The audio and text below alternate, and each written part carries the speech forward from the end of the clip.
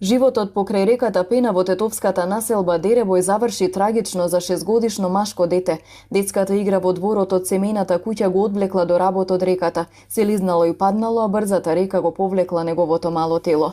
Неговата мајка се фрлила по него, но не успеала да го спаси. Силниот водостој на Пена веќе го однел многу подалеку од незините раце. Двајца соседи влегле во реката по мајката и таа извлечена на безбедно, но не и незиното дете.